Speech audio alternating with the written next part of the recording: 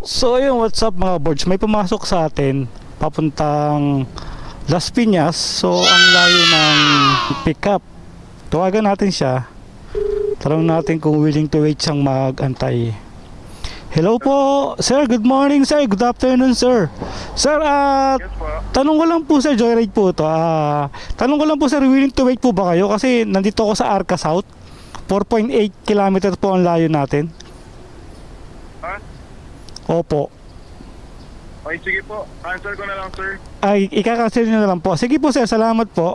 Papa. Okay, salamat. Salamat. So yun. Yun na nga. Ha? Kinansel yung multinational. Kaya nga eh. Dalawa, kumasok sa akin yun eh. Kinancel din eh. Ano yan? Bago na to. Saan yan? Papunta saan? Ay, hindi. Hindi papasok sa akin yan. JRP hinahanap ko. Wala akong load eh. Kamang Maynila ako. Oo talaga. Sige Pops, ingat.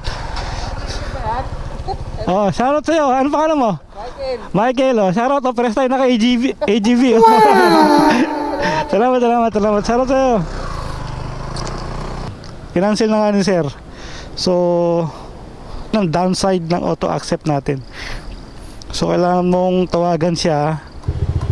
Masarap mag-auto accept, kaya lang ang binabato nga sa atin ay medyo, minsan malayo, minsan malapit lang. Kahit naka 0.5 radius yung ano mo, set mo. So yun. Ganun lang mga boards. Alright.